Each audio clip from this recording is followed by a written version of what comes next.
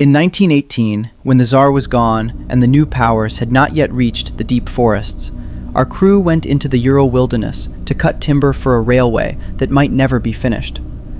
Snow still clung to the shaded slopes, and the trees held more silence than birds. My name was Pavel. I kept the tally book and the oilskin packet with our permits. I had been a clerk in Perm before the war, and a quartermaster after it. Now I counted logs and men, and pretended that numbers could keep us safe. There were 8 of us when we left the village of Kamenka at first light. The sky lay low and gray, stitched with slow-moving clouds. Frost glazed the mud and broke soft under the boots. Our foreman, Anton Grigoriev, walked ahead with an axe across his shoulder and a revolver at his belt. Behind him went Stepan, our best feller. The brothers Mitya and Kolya followed with the horse and sled. Old Sidor carried the icons and a small box of nails. Peter, who had worked in mines to the east, took the saws and files. The last was Yura, thin and dark, who had never been a soldier but had seen enough bodies after skirmishes on the railway. The villagers watched us from their doorways as we passed. No one wished us good fortune. An old woman crossed herself when she saw the sled with the saws. Smoke from the chimneys lay flat and did not rise. The contract was clear. We were paid per measured stack of timber cut before the thaw turned the road to soup. Kamenka had little to eat and less to sell. Men took whatever work came. The path into the forest started as a cart track and ended as a tunnel between dark trunks. Birch and pine mixed together, their branches bare or heavy with old snow. The air smelled of resin, old smoke, and damp that never left the ground. Each step gave a hollow sound, as if the soil did not trust our weight. Anton had chosen a site 2 days in, near a river bend where the bank rose firm and high. On my map he marked a cross, close to a blank space the villagers had left when I asked about the woods. We reached our first camp by dusk. We raised a canvas between 2 pines, set the small iron stove on stones, and fed it with thin branches until it breathed warm air. The horse stood under a spruce with a blanket over its back. I checked the tally. 8 men, 1 horse, 4 saws, 8 axes, 2 lanterns, bread, dried fish, a sack of barley. The forest closed around the camp after dark. The stove ticked as it settled. Somewhere snow melted and refroze with a faint drip. Sleep came in short pieces. The second day, snow melted into mud. Our boots sucked at the ground with each step. A thin wind came from the east. At midday, we crossed a narrow stream that ran steel gray between dark stones. Later, the trees opened to show higher ground ahead, scattered with bushes and black lichen-stained rocks. On the crest, between the trunks, something stood. Not a tree, not a man.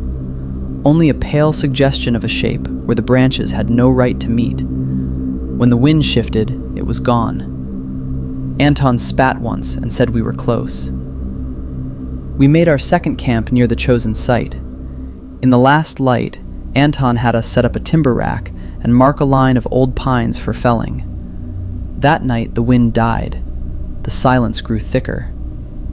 I woke to a sound of metal ringing, thin and far, then a faint scrape, as if someone drew a chain across stone, slow and careful. When it stopped, the forest seemed to hold its breath. I told myself it had been the stove, cooling. Work began at first light. Axes bit into bark.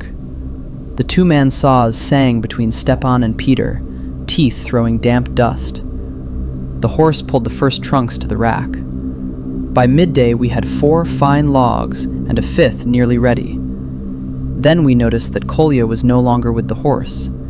His cap and 1 glove lay in the churned mud beside the sled. No prints led away that matched his boots. There were only long furrows, as if something heavy and narrow had been dragged, with too little blood for a wolf. We followed the marks until they faded into moss-clothed rocks. The surface there was smooth and left nothing to read. At camp that evening, Mitya sat apart, eyes fixed on the stove door. In the tally, I added a line, Kolya Grigoriev, missing from sight at the 11th hour. I told myself it was a note, not a memorial. The forest seemed to step closer as we worked. That night, the metal sound came again. Scrape, pause, scrape. Something brushed the guy rope of the canvas. The horse snorted and stamped in the dark. I reached for Anton's revolver and only felt the cold metal through the cloth. In the morning, we found what was left of the horse. It lay beside the spruce, body torn from chest to belly. Around some wounds, the hair looked burned, curled back as if touched by hot iron. Black flakes lay on the ground like rust. No tracks showed in the mud, no claw marks on the tree, the rope still tied at both ends. Anton said wolves, though none had passed there. Sidor shook his head and crossed himself again and again. Something in this forest, he said, took the strength from iron or fed on it. When he was young, he had heard of men found stiff and blackened, as if burned from the inside while their clothes stayed whole. The next day we moved deeper along Anton's line. The ground sloped upward, moss-covered stones that broke the surface like old bones. Around midday we reached the blank place from the villager's map. The trees ended in a rough ring, leaving a clearing of bare earth and stone. At its center stood a circle of upright rocks taller than a man, their tops dark with age and lichen, some leaning, some broken. No snow lay inside the circle, though it clung to the shadows around it. When we stepped onto that soil, sound dulled. Even our breathing came back muted. We set up sawhorses at the edge. On the stones, I saw shallow grooves that ran in curves and intersected, like tracks worn by metal over time. Rust stains streaked some faces. On one, a dark streak had the shape of a hand, fingers long and too thin. Peter complained that the saw teeth dulled too quickly. One blade showed points bent inward, as if they had bitten something harder than wood. Near the time the light began to go, Ural did not answer Anton's call. We found his axe where it had fallen, and a half-limbed tree, but no Ural. In the soft ground beside the log were long oval impressions that glinted faintly, as if something metallic had pressed there. Mitya touched one. His skin came back gray until he rubbed warmth into it. Sidor whispered old words for spirits that lived in ore veins, and another name his grandmother had used, the Iron Wraith. 3 men gone in as many days, a horse torn open, tools failing. Anton said we would leave for Kamenka at dawn and let the company decide. Sidor argued that if we left 2 men unaccounted for, their souls might not find the road home. Grief made Mitya stubborn. He would not walk away while there was a chance for Kolya. In the end, Anton bent. 2 men would carry a message back to the village. The rest of us would hold one more night at the stone circle and keep watch. If nothing came, we would leave at first light, knowing we had done what we could. The lot sent Peter and Stepan back with the message. Before dark, they slipped away along the trail.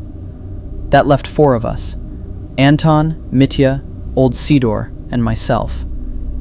We carried 1 lantern, the revolver, 3 axes, 1 sound saw, a coil of rope.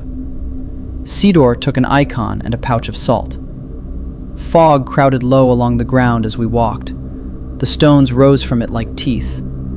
Inside the ring, the air was clear but cold. The earth felt packed by many feet, though there were no prints. Anton set the lantern on a flat rock and lit it. Yellow light pushed back the dark just enough to show the inner faces of the stones and the pale strip of sky above. We took positions around the circle. Time moved strangely there. Without clocks, there was only breath, heartbeat, and the slow dimming of the wick. Near what I judged to be midnight, the air changed. A faint tang of heated metal came, like rails after a train, but without smoke. Then a thin, high ringing, almost too quiet to hear, that hurt the teeth. The stones seemed darker, their grooves shining faintly. The stone at my back trembled under my hand. My fingers came away dusted gray. Mitya cursed softly. Something moved in the fog just beyond the ring. A shadow crossed between two stones, not quite human, more a length of darker air bending where the rest stayed still. It circled us once, twice. Each time it passed, the ringing grew louder. The axe blades glistened with moisture that was not water. Opposite the gap, near the stone with the rust streak like a hand, the fog bulged inward. From that bulge pushed out lines that caught the lantern light like the edges of metal. A bent bar, a hook, a suggestion of a claw. There was a sound like links sliding over one another. Sidor dropped salt on the ground and murmured a prayer. The axes by the lantern hummed, and one slid an inch toward the center. Mitya stepped toward the edge and shouted Kolya's name into the fog. The shadow stretched to him, thin wires lashing out. They touched his belt buckle, the nails in his boots, the head of his axe. For an instant, every metal thing on him glowed dull red. He screamed and fell. The belt buckle landed on the earth warped, the nails curled out of his soles, smoke rising from the holes. His skin reddened beneath intact cloth. Anton fired. The revolver's crack came flat. Sparks flew from a stone where the bullet struck. The shadow recoiled, drawing in its tendrils. The ringing swelled, then cut off. For a moment we heard only our own breath and Mitya's groans. Then another sound came from beyond the circle. A dragging, wet and heavy, as if something large and limp was being pulled over needles and roots. It circled us slowly. In its wake came a smell of old blood and rusted iron. Sidor said the stones did not keep it out. They only gave it shape. In old times, such circles were used to chain things that could not be killed. Chains rust. Locks fail. Men forget the words. The dragging stopped near the gap. Fog parted to show ground beyond. Deep boot prints beside long, shallow grooves, patches of broken metal, a snapped blade, a bent nail, a small heap of filings. In one print, water pooled around a shred of cloth from Kolya's coat. Anton whispered that if the thing wanted metal, we should deny it. We would leave all iron inside the circle. Axes, revolver, nails, even the lantern's wire handle, and step out with only wood and cloth and flesh. One by one, we stripped belt buckles, buttons, knives. The small mound of metal looked insignificant, yet the air around it trembled. When I took off my cross, the chain clung to the hair at my neck before letting go. Then Anton did what I would not have done. He stepped out of the circle. He walked through the gap with his hands spread, palms empty. The fog curled around him, but did not hide him. He called out that we had come to take our men back, and would leave the forest if allowed. For a breath, nothing answered. Then the metal pile inside the circle twitched. Axes rang out of tune. The saw lifted one edge and dropped. The revolver.